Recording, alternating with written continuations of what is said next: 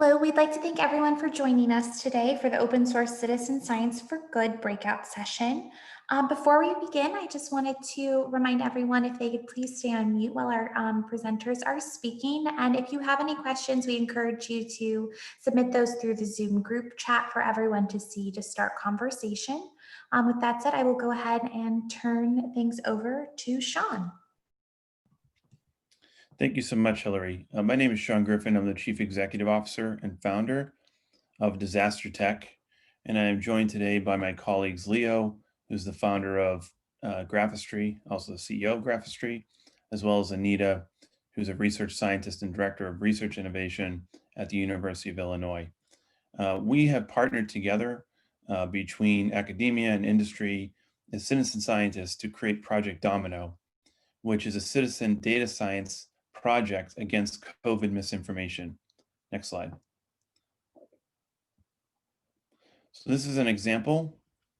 You have Governor Kevin Stitt of Oklahoma, who at the early stages of the pandemic, back in early March, out in a packed bar with his children, who had then tested positive for COVID-19.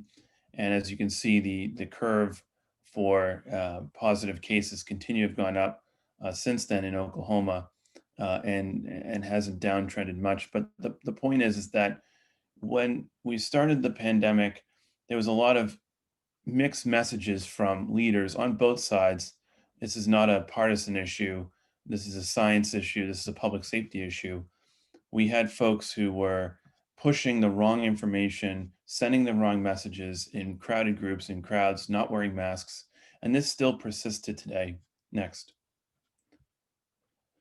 So we've been losing the fight on masks and distancing. As you can see, in March was the peak and when people were researching masks.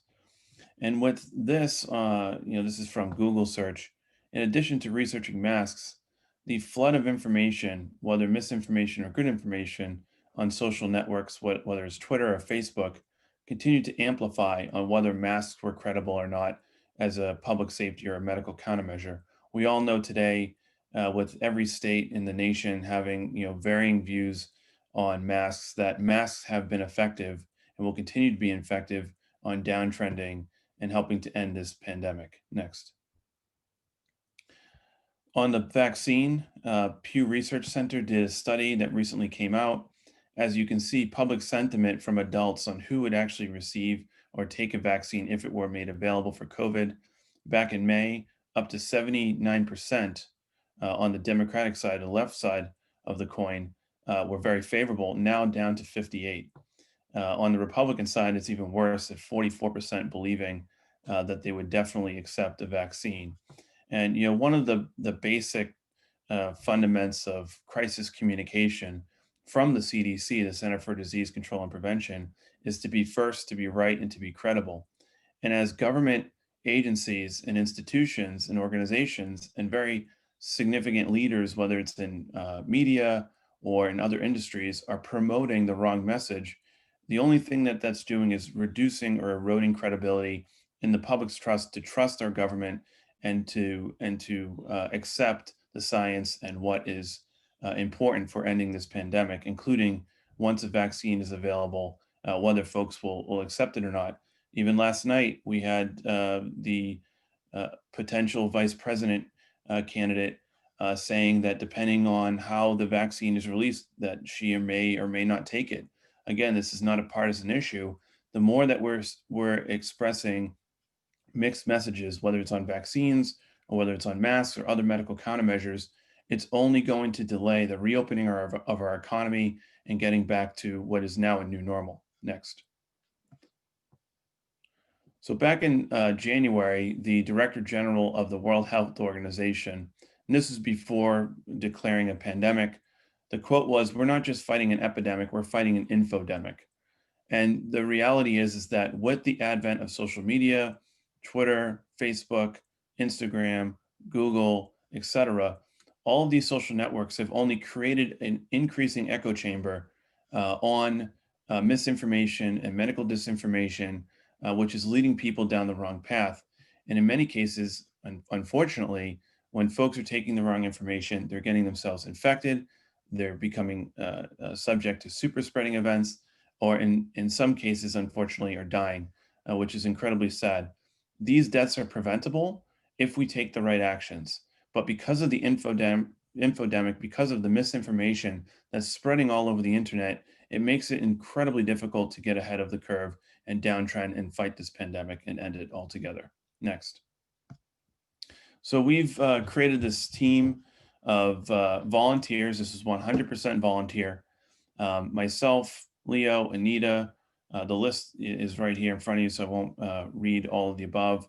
But we've had incredible partnerships from academia and Stanford, Indiana University, Oklahoma University, University of Delaware, Disaster Research Center, support from the National Science Foundation, from Google, from Neo4j, from collaborators in media and independent journalists, investigative journalists.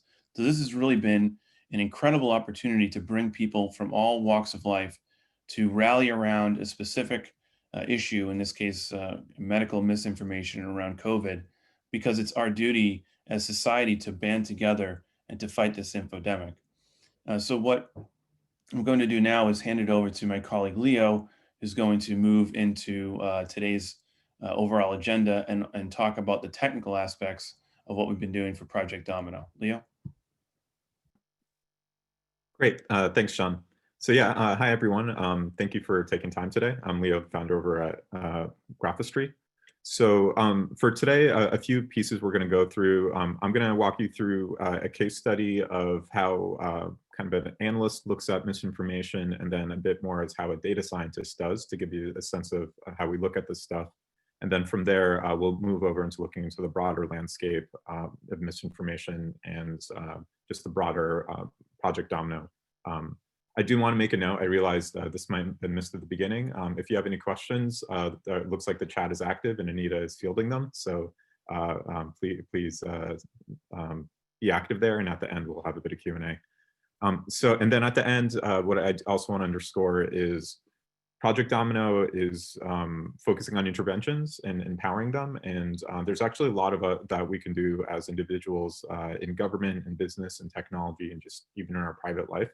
And so hopefully you'll get a feel for some of the places you can personally take action. And this is actually a pretty great forum for that. So I'm going to kind of take you into the rabbit hole a little bit with an example of kind of what's increasingly the next fight here. And I also want to be clear: the fight against masks, for masks, the fight for social distancing, that's all still active. That's still, we're not out of it yet. But we're already ramping up on the next one, which is just adding to the pile of what we have to do. And in this case, I wanted to give you a feel for what it looks like for anti-vax. And this is a good example. We actually just picked up it almost as just pretty much arbitrary, as just one of the first ones that looked interesting. This is Dr. Sherry Tenpenny. She's a part of a broader anti-vax movement, not specifically to COVID, but they are activating on COVID. It's just consistent with their ideology. And so I want to give you a feel for that. So first, a little background. This is just go to Wikipedia. Some people might have seen Sherry's name before, particularly if you're in Australia. You might have recognized her for making headlines for having her book tour basically canceled in Australia just because of he's basically promoting anti-vaccination. And so kind of looking a bit further here, here we go. She's clearly popular. So give a sense of like who this person is. She has about 50,000, 60,000 followers on Twitter. And interestingly, she has one of her very short profile links to her site Courses for Mastery, which in turn is basically her private business. And so in terms of motivation, we find misinformers have all sorts of motivations. For her, and it's not necessarily coming out of a dark place. So for her, I'm sure she believes in whatever she's saying. And in her case, she's actually believed in so much that it's now intertwined with her how she makes her living. So she sells courses and consultations on this stuff. Other people we'll see are doing it where they're kind of riding the coattails of these movements for example, political power. Maybe they just want the attention, all sorts of stuff. So in this case, it's actually full on. That's her livelihood. And then when we look at when we're looking at an account like this, what's very interesting is like even though she sort of centers on this the anti-vax side, if you actually look at her profile, the very first things that pop up in her profile is actually something that if I was just going to say the word vaccine is not necessarily what I would first words to come to mind. First thing is she calls out the word Nazis, then later abuses by state, and then all of a sudden we're kind of like this is sort of should be activating parts of your brain of like, wait, are we not just talking about medical science? Is there other stuff going on here? Are there other communities being active? And in her very small profile, that's first thing you see. So I want to take you through a bit of an analysis here. So give me a second. Just kind of how we look at this stuff as data people. First, actually, as a so Project Domino, we work with both investigators and data scientists. So it's a very diverse team. Oops, lost in browser tabs. Bear with me a second here.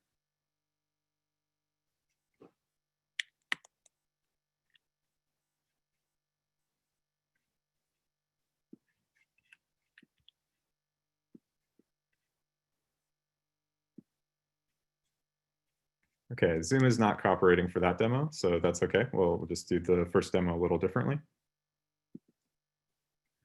So the first demo I want to kind of walk through for our Dr. Busy T is just to take a look at her network. And so kind of what we're seeing at the top here, actually let me step back. So what we're seeing here overall is just looking at her network of people she follows or who are following her and what in turn who they're following, like are they following one another? So just kind of her sphere of influence of those 50,000 accounts.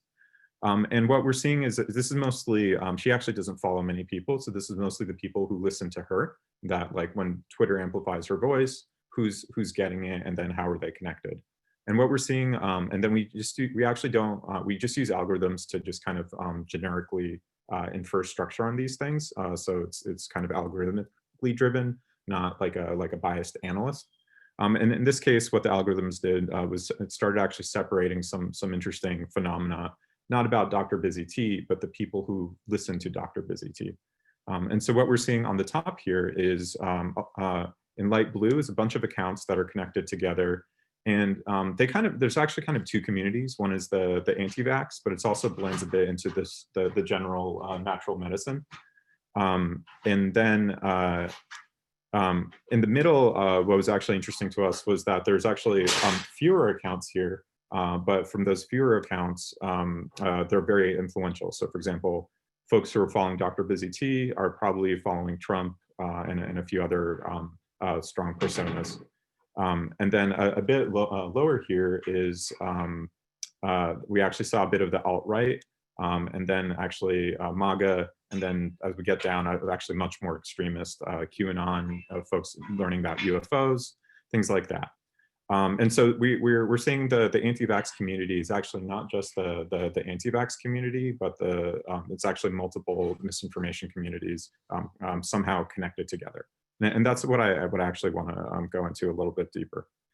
So the first thing is what we're seeing is they're not like what we didn't see is that they're fully separated. Like if we actually kind of looked at accounts in any of these communities, what we'd see is like no matter whether we're looking at the anti-vax natural medicine at the top right, or kind of the MAGA and QAnon folks on the bottom right, they're actually following the anti-vaxxers and the natural medicine folks in turn. So these are somehow, as soon as you start engaging one community, you're actually going to start getting bombarded by communications from folks in the other communities. What was also kind of interesting is when we actually looked at the influential people here, so that's on the right, even the influential people are sort of connected to each other. So it's really, you could talk about one community, but they're actually pretty strongly connected.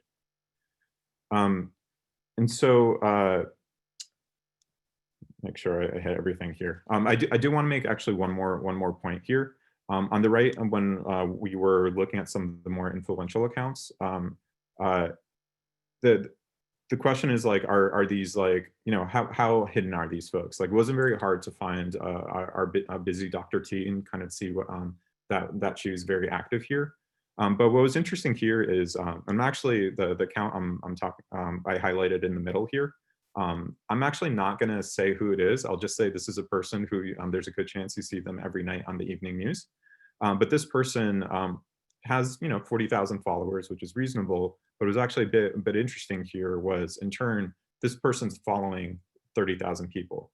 That means somebody had to, in theory, click 30,000 follow buttons to say this is who I'm following. In reality, this is probably done by a bot, which means that they're kind of growing their influence by friending other people using the program, and then they kind of like share that to increase clout.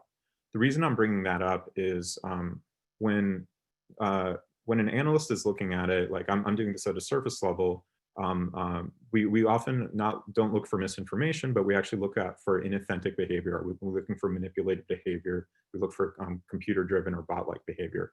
And so it's pretty clear this is an account where no real person actually manually followed these people. It's probably a program. And this is the same exact thing that a tool for example, Twitter's platform's trust and safety team could have looked at, could have acted on, but in reality, they're happy with basically bot-like behavior on their platform. Okay, so let's try to go to the next demo here, and where I want to give you a sense where the previous analysis we were very basically zoomed in, and so now I want to zoom out on this one. So switch here.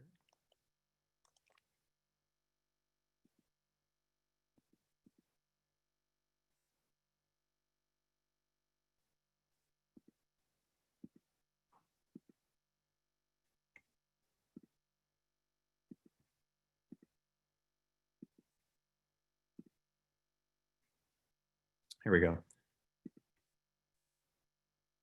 And the Zoom UI is now having fun with us. Okay.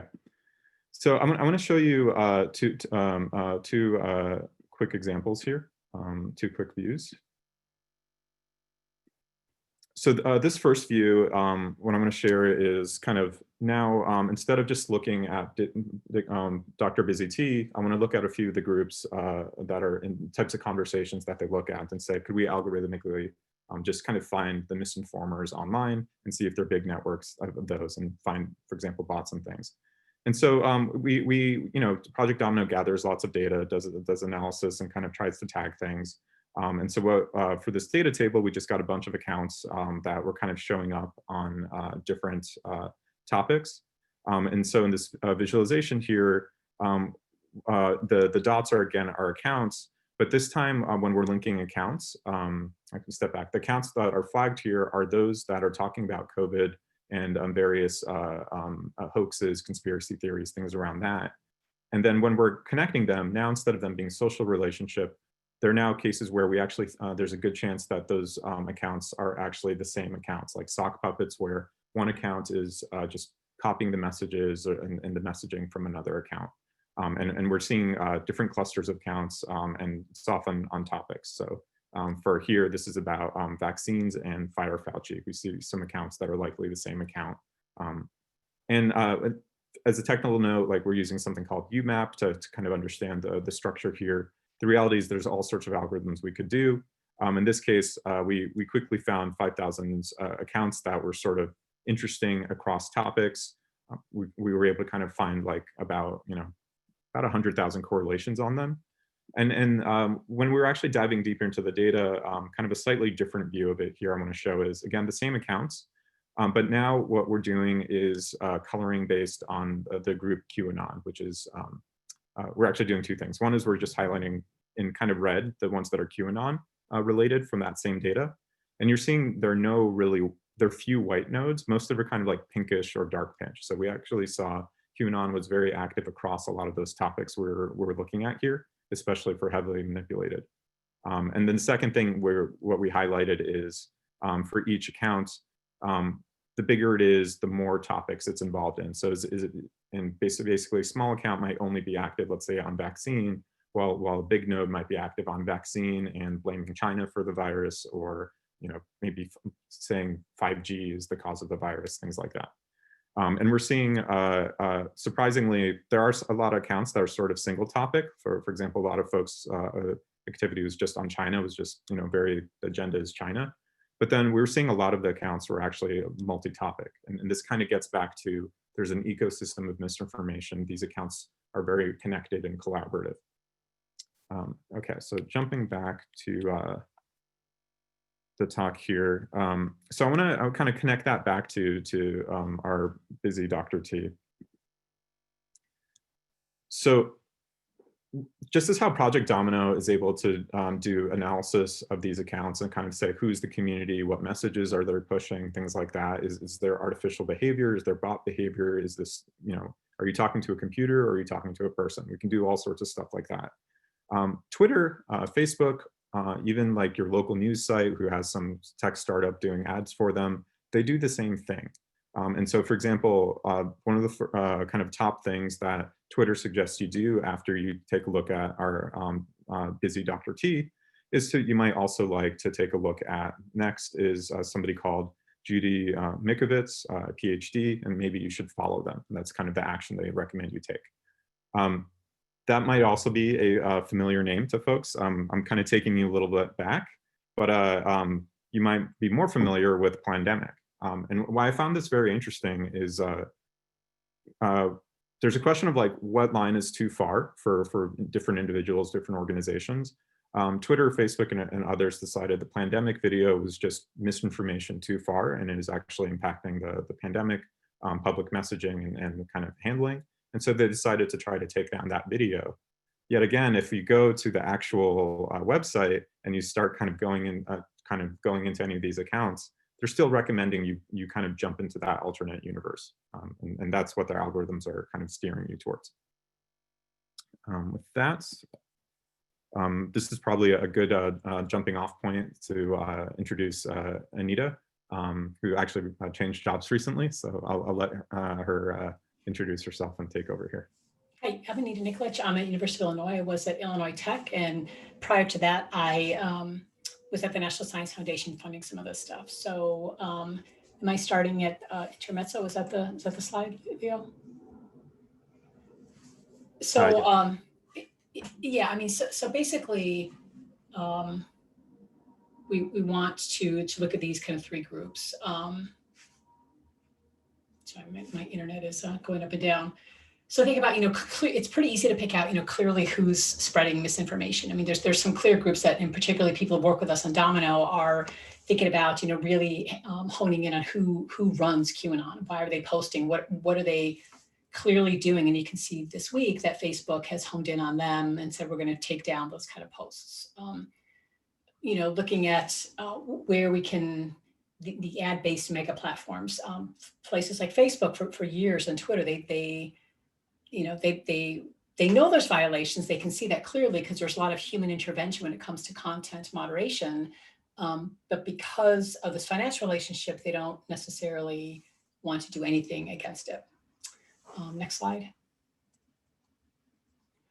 So in security, we talk about the threat model. And sometimes if you're not a security person, that may not resonate. But what that basically means is thinking about what's the threat to me, the environment, society writ large. So we think of a threat model as kind of a vast space. So when we think about the misinformation threat model, we think about what are the ways the attacker is getting to people. Part of it is just seeding bad information. Part of it is technical.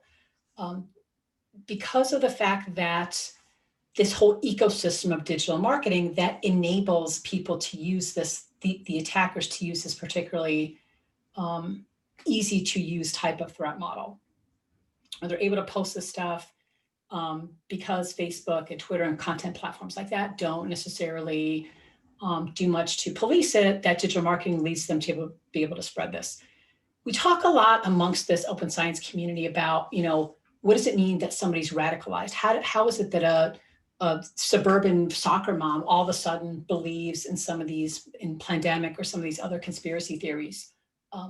There's a lot of social theories as to why this happens, but basically because content platforms allow your feed just to, they don't police and monitor what's in your social media feed, people see this, they think it's normal, their friends are looking at it, and that leads to, they're confused about what is the truth. If my friends in my circle are all saying pandemic is legit, if they're all saying masks don't work, that's confusing. And people tend to go in these filter bubbles, which is what we call it in social sciences, filter bubbles, to follow what their friends do.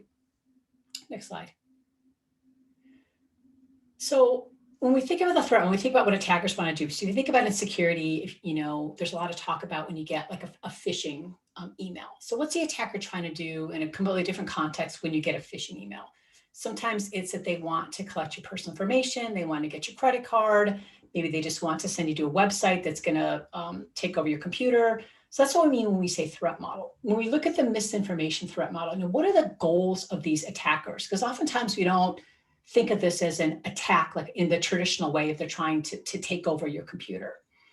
So the easier way is to, people who are confused, you're a suburban soccer mom, or you're just general person who kind of relies on their friend for advice. These are the victims that are very, very susceptible. You look at elderly and how they're susceptible to IRS kind of phone scams and tricks like that. Those people are very, very easy to confuse. And those are the folks that are kind of, our initial population of people we feel we can make an impact on. The harder ones are, we talk a lot about, let's say, folks who, you read about folks who all of a sudden they're part of ISIS because it's perhaps young men, or they're looking for some meaning or a group to be with. You see this a lot with the vaccination movement and others, where, after the fact, after people truly believe that, after the fact, it's hard to inoculate them or hard to convince them because they're disconnected from truth. So, looking at the spectrum of how you can deprogram the person on that side is a lot harder. So this is kind of the goals of the spectrum of an attack model. Next slide.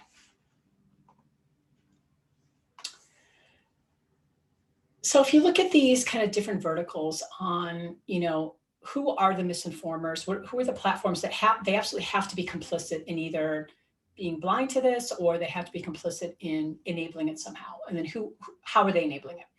So it's this continuum of, the misinformers, everything from, we can look at it from nation states. We can look at it to opportunists who want to peddle their snake oil for you to send money or Bitcoin or something to buy the stuff that they know doesn't work. But to be able to do that, they need to have the social media platforms that are complicit in this. So, you get email that may or may not filter on keywords to take out some of this stuff. You see in Facebook, they're not taking out this kind of stuff. And the main content companies in this long tail of how information from the big to the very small media platforms goes. And it enables people, the big tech marketing and ad buyers, because ad buyers don't care, their ethics aren't really there. So looking at this systematic corruption, we in this project think about where can we have the most impact. We're not going to on day one be able to impact Twitter to take this stuff down. That's a long going battle between many, many people on Twitter. We're not going to stop the nation states from posting this. So now that the platforms themselves are part of this adversarial model, what can we do? So part of the things we're looking at are this, this looking through whether it's regulation, looking through divestment, this kind of spectrum of how we would respond to this. Next slide. So this ecosystem, this trying to attack misinformation or get into misinformation, this ecosystem is very fractured. So there's, in any given day, there's, anywhere between 5, 10, 30 of these various different organizations talking about misinformation. So these teams crank out these reports where they say disinformation is bad, and probably everybody's seen these reports on mis and disinformation. And there's a few groups in particular that I think I see almost every day on CNN. And they say, this is horrible misinformation. It's like Russia and we should get rid of it. The problem is, and the reason people came on Project Domino together, including myself, is how does that trickle down to the actual person in a community? So this is something, both Leo and Sean have really been pushing is, this is great. What do we do now to affect within the community? So if you have a community, and I live in Chicago, where we know that disproportionately African-Americans are affected by COVID. So how do we get to not only that community, but to leaders within that community so that we take what we've seen in this project to say, data has shown us that within your community, misinformation is spreading rampantly. Now, what can we do to partner with you to say, okay, we can show you this is where the misinformation is. We can show you these effects. How do we work with you to help you intervene? And what kind of interventions are best for your community? Maybe it's finding like a trusted person and having them wear a mask all the time. Maybe it's that there's some government intervention at the local level. But what we're trying to do is bridge this gap between the academic and the kind of think tanky, this is a bad problem, to the people on the ground are dying. What can we do to take data and attack this problem? Next slide. So different kind of organizations. So many of us, myself included, have been involved with citizen science for many years. Everything from, when I was at the National Science Foundation, we funded citizen science for things like, you probably heard of SETI, where people are presumably looking for either aliens or stars, depending on your perspective. But it's people contributing some of their computing, or people putting up, monarch way stations to make sure the butterflies have places to land. So that community of open science has been really rich. There's been a lot of movement in the past 5 years on open source data science. And where I am, again, in Chicago, there was a huge movement starting about 5 years ago, because the city didn't have a big budget, but what they started to do was put a lot of data out in the open. So people who had day jobs, who were data scientists or civic, had civic interest, they'd come together, they'd say, here's this problem. We want to make it, make sure that you catch restaurant violations earlier. So how do you do that? The city, they're interested, but they're not that interested to spend hundreds of hours to pour through the data about how to do better interventions. So there's been this movement of people who want, who feel civic responsibility, and they want to put their smarts together. So that's kind of where Domino fits in, taking that, not only coming up with interesting solutions, but bridging and actually coming up with some civic interventions to help people. So the core team, you have Leo with this, he's got a PhD in computer science, and Sean, who's been in the military, and many of us come from security, and everybody in between. We have this diverse team, and everybody kind of has what they're good at. So when a problem comes in, they'll take what they're good at, they'll hand it off to somebody else. All in the background is this very strong, this data pipeline that's really, really novel for this project. So it's not just, AI writ large, but it's actually getting into really hard data engineering problems that probably wouldn't be attacked by academia or enterprise without this diverse body of people. Next, this might be the last slide. Next slide, though. So I don't know if Leo, if you want to talk about this a little bit. This is more your area of all these collaborations. Sure, yeah. So to just make it more concrete for folks who are thinking about or are participating in data science and how that works in their org, to Anita's point, because the problem is at such huge scale, and we're talking about some of the biggest companies in the world, and running this stuff. The question is, how do you get that similar level of scale and data sophistication and to hit this size of a problem? Individual organizations, it's really hard for any civic group or individual team to really do it. But with open source, there's this ability to sort of have basically a worldwide network of some of the best programmers, some of the best data scientists, some of the best engineers, mathematicians in the world, and they all contribute together. And so by positioning within that, we can actually stand on the shoulders of giants.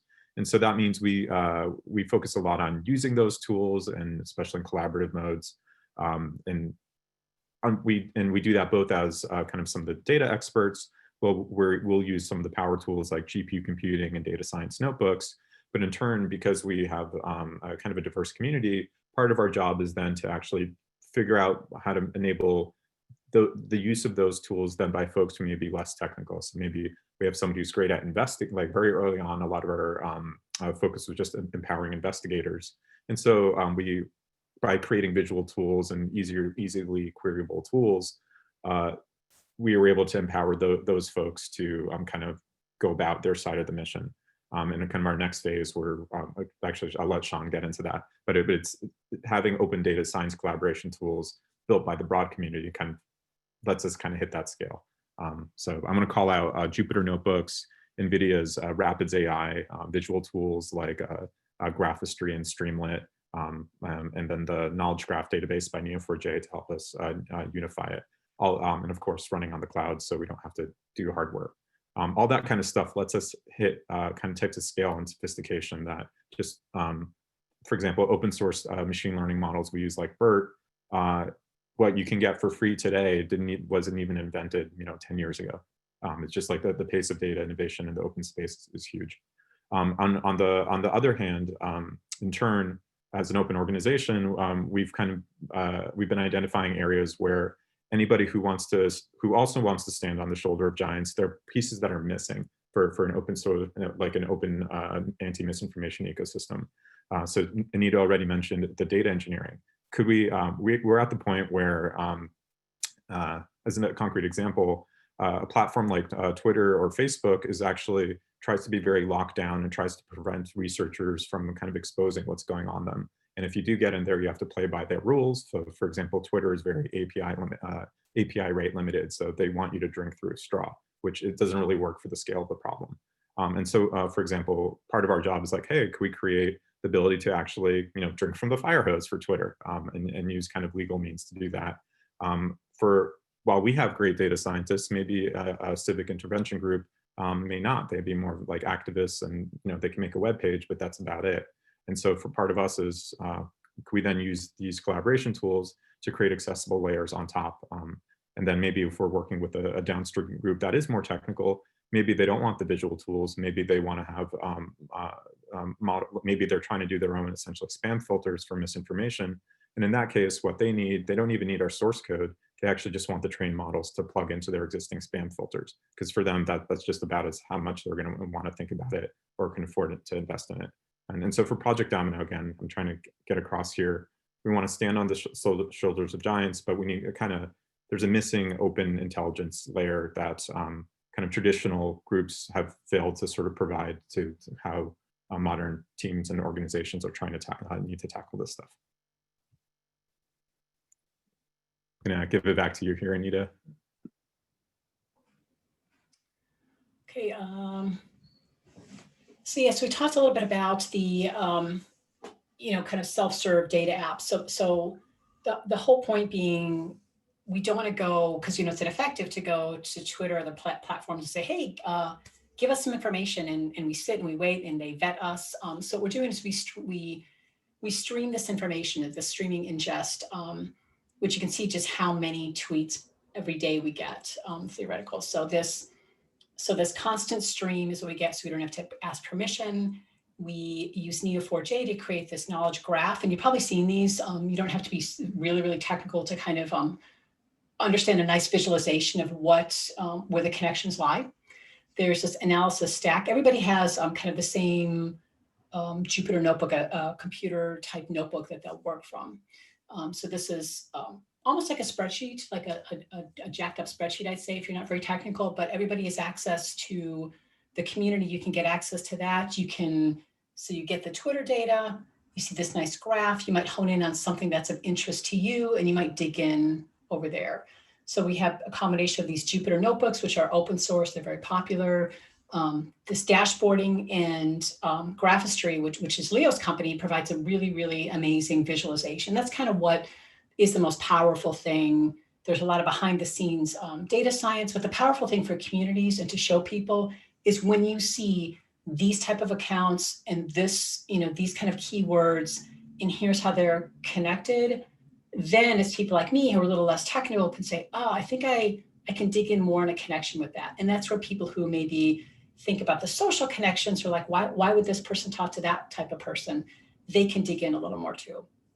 Behind all this is end-to-end computing. What we really needed to do a lot of this neural networks, the natural language processing, a lot of the graph analysis and the visualization is GPU computing. So that's it's getting cheap, but it's still fairly expensive computing. This is the graphical processing units for things like, when you have really, really nice sharp video.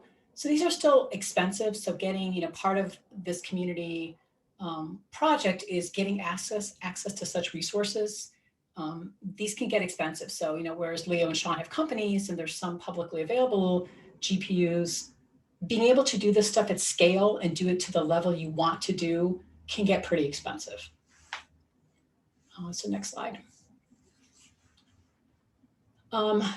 So basically from, again, going from kind of, a tweet that you see and go, okay, we know that hashtag's very powerful and that's kind of the thing we want to key in on.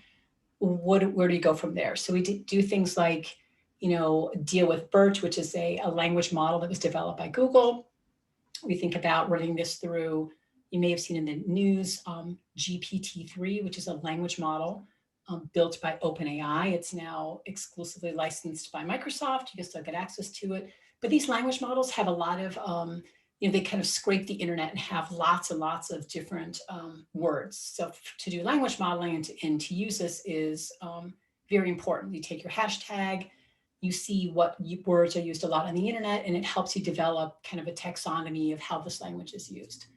So this is a way that we've set up to do, to get better results from just like hand coding some of this. So I'm going to let Leo go into some of this because he's better at describing this this little pipeline. I'm not going to do it justice. This on the bottom, the summarization. Sure. Yeah, and I think the kind of the short version is maybe the note for the general audience is what's been going on in the AI world is nothing short of essentially a revolution where some people may remember the first time they tried Google search or Google Maps and like how that kind of just all of a sudden search worked. And what's going on in AI is sort of like that. So as a very like kind of maybe hopefully more of an intuitive example, you can imagine trying to search the haystack by looking for an exact phrase, let's say Obamagate, and that's how AI tools worked up to basically a few years ago. There's some differences, but just what a team could do for sort of understanding natural language and what a machine could do for understanding text that, in let's say, on a topic or how somebody is framing a discussion are they framing it like a troll or are they framing it in good faith? Before, a lot of these technologies couldn't do it, but now instead of, for example, looking at a keyword, we can actually, let's say the word Obamagate, and looking for that exact phrase and finding hits on it, like there's just all this noise and not much machine understanding. But in turn, nowadays with these new models, we can actually do more of like the topic Obama plus the topic conspiracy. We didn't know what Trump meant by Obamagate. We didn't know, was he talking about Obama being behind COVID? Like, what was this about, right? But now all of a sudden, instead of doing things like, for example, hashtag matching and exact phrase matching, the AIs can actually have the sense of like topic and like sentiment and in general, it's been a pretty big revolution of what these tools can do. And a lot of these things didn't even exist like 2 years ago. And so all we're really trying to go for here is what we can do has shifted a lot in terms of AI, like practical AI for these topics. And I think, Sean, I think you're up next here. Thanks, Leo. So as you can see, this incredible project is taking on so many different capabilities from open source community, open data, citizen science, using bleeding edge technologies such as rapid AI through NVIDIA or Neo4j's graph analytics capabilities. We're using a whole host of capabilities to really advance this tackling of misinformation, medical misinformation on the internet. But we need to move from investigating to intervention, right? It's one thing to find the bad actors in the basement.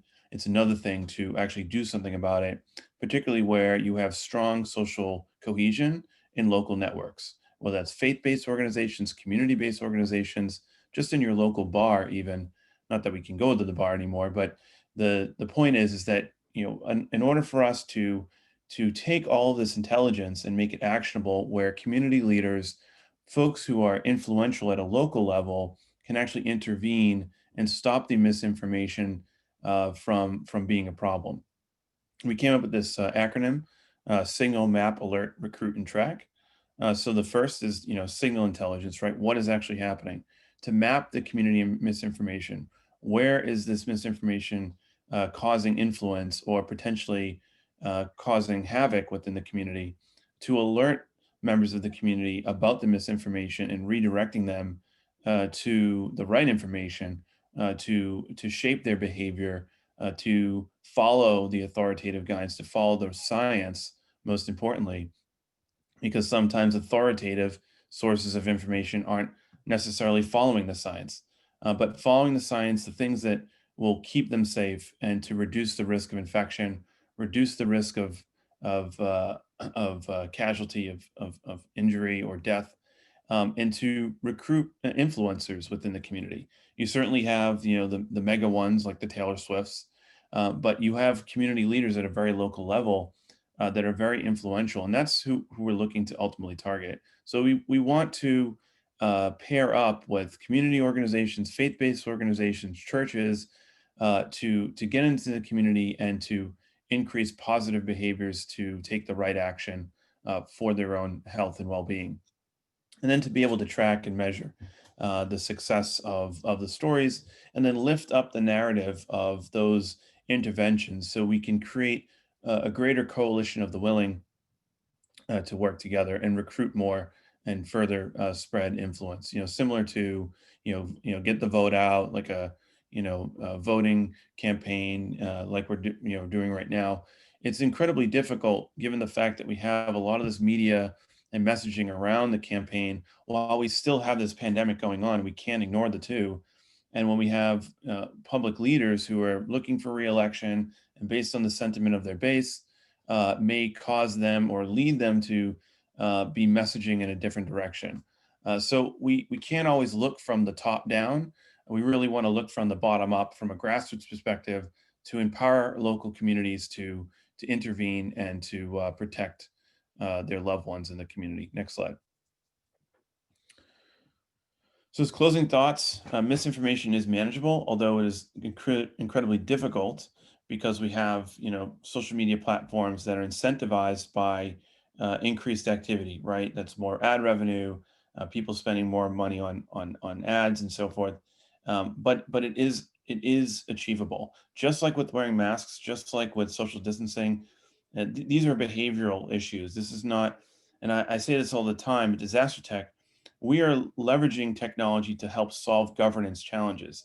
At the end of the day, most of the problems that we see as it relates to public policy is really focused around governance, and we're using these technologies to enhance governance to allow for folks to self-regulate, at a community level because the platforms won't. And what we really need is the regulation and the policies to catch up because it's completely wild, wild west. As long as the companies are incentivized to make money through proliferating misinformation, or good information, it doesn't really matter. The incentive is the same, whether it's bad information, misinformation, or disinformation from a nation state or from authoritative sources at the CDC. As long as it's getting more attention on the internet and driving more ad revenue, the incentive is the same. So the self-regulation is not going to cut it anymore. Washington, D.C. and the international community has to rally together to really put accountability on companies who are pushing information that unfortunately is getting people killed. Our neighbors, our loved ones, folks who are believing this is a hoax. It's not a hoax. We're still in the middle of a pandemic. We're not ahead of this thing. We don't know when the vaccine's coming, and we have to do something about it now in order to get ahead of it. So we encourage you to come to projectdomino.org. We also have an active Slack. We have over 100 people actively chatting, contributing to the project. We are looking for additional resources. We're looking for funding. We're looking for sponsorships.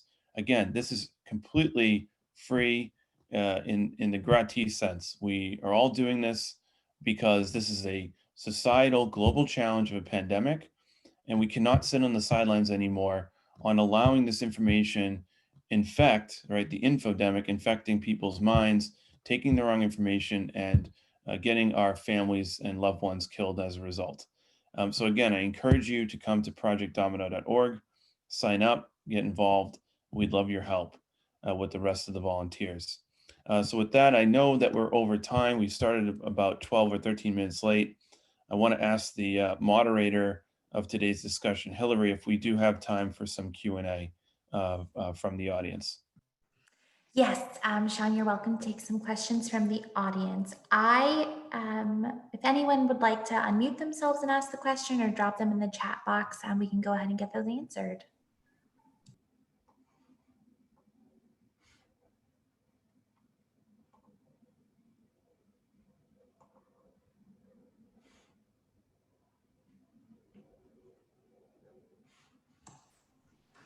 And Sean, it looks like we have the first question. It's what access to tools is Project Domino currently lacking? Is there another partnership technology that could improve its performance? Yeah, I can probably take that on the technology level. Maybe somebody has an answer at the more partnership level, but at the pure engineering, I think the most impactful right now would be folks who have actually raw data access. So a lot of this is about just collecting, not actually particularly your Twitter data, but for example, uh, I don't want to get into here, just like any data to correlate against at the social level or at the kind of as soon as we have an IP address, a website, a news article, tools that kind of provide augmenting and enriching information around the provenance and veracity of that. So I'll just add on we are looking for partnerships with communities and with places that would like to try this out. So, there's a nice kind of nascent dashboard that people can see to say, this is my community, this is where misinformation is, but kind of people who want to actually try this in the community to give us feedback, to make the design better, make the information more robust for them. That would be a very helpful partnership too.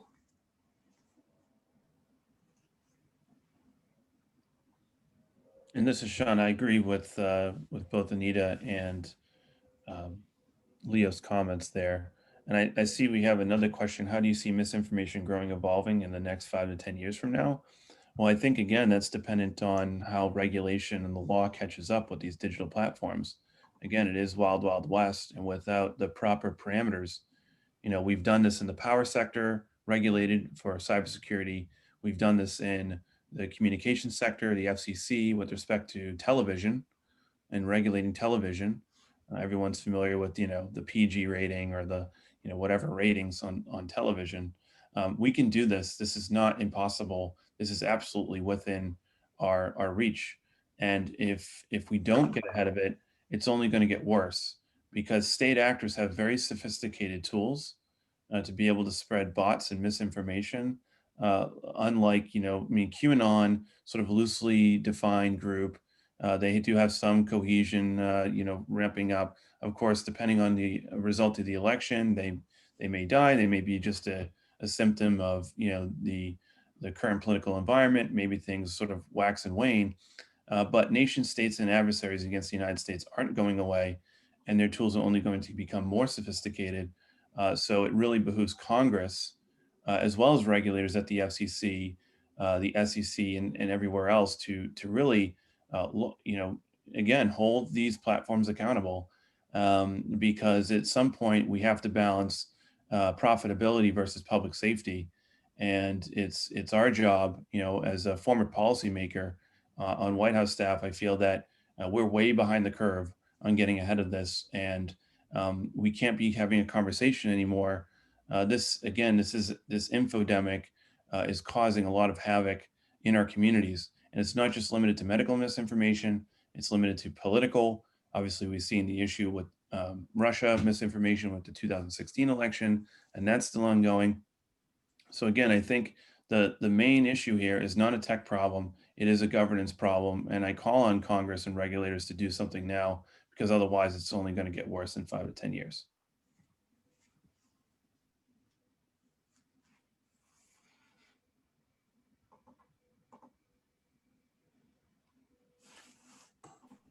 So I'll ask one to Leo, because you've been doing this, day to day. So give us an example of like successfully stopping misinformation.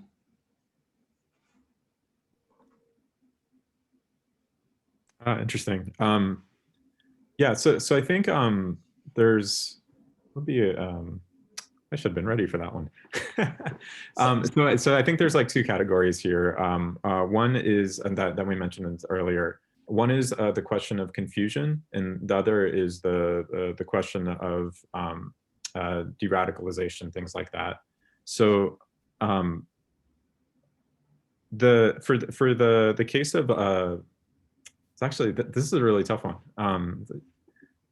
So for the case of confusion, I think publicly, like actually the masks thing to me is actually interesting, where I think actually no, I'm really struggling this one. Actually, this might be better for someone else actually. I didn't mean to stump you with that. I think because I guess we talked internally back and forth about whether is promoting good information a good way to stop the misinformation. So if you get more good information out there, is that a way to stop it? Maybe. Yeah. Yes. Okay. So right. It's also early morning on the West Coast side here. So Leo, yeah. I'll Yeah, help go you for it. out if you don't mind. Yeah, so it's some interesting analysis in Finland where, this is probably an obvious thing, but getting in the schools, getting, in the K through 8 system and educating folks how to be more risk literate, understanding how to discern, being better at problem solving, critical thinking, increasing critical thinking at a very young age and making that as a core aspect of our education. It's important to teach physics. It's important to teach mathematics and history. That shouldn't be overlooked. But better skills, cognitive skills, critical thinking skills at the earliest age, I think is so important. And even when they get older, this will help them not just in trying to navigate this sea of misinformation on the internet, but that's better life skills. Whether entering the workforce, not just the um, testing, rote testing, and so forth. Critical thinking is so important, and it's something that we focus on at Disaster Tech is increasing risk literacy by leveraging data and data visualizations that's easier to be consumed. As Leo had alluded to, and Anita had alluded to, that you don't have to be a PhD data scientist to look at a graph and to see the connections between communities and to understand the connections on how this information is spreading and who's doing the spreading. The visualization that graphistry provides makes it very consumable and understandable by varying technical competency levels. So I think if we take more of a focus on educating the youth on how to better critically think, that can only help. But that doesn't resolve or solve the challenge with the technical community in Silicon Valley not having the right left parameters on what is appropriate or not, and what to eliminate or downtrend, because they have a different incentive structure than government does when you're a for-profit and a publicly traded company. So with So that, actually, yeah, go ahead. Sean, I'm going to give a slightly different kind of sort of like an orthogonal perspective here. And hopefully this will be a little more positive for folks on the call. Um, so so the bad news is certain things are hard. So de-radicalization. So once somebody's like deep in the kind of conspiracy rabbit hole, things like that, that is hard. That's often human intervention counseling, like that can get really hard. The good news is there's actually like the word like misinformation. If I replace the word misinformation with something like spam, that's actually not so hard. And so kind of a different perspective for when Sean is talking about the companies. I want to do a comparison, for example, of one social network. Microsoft now owns LinkedIn. So the way LinkedIn and now Microsoft runs the LinkedIn platform is not a hotbed of misinformation. While something like Facebook or Twitter they are.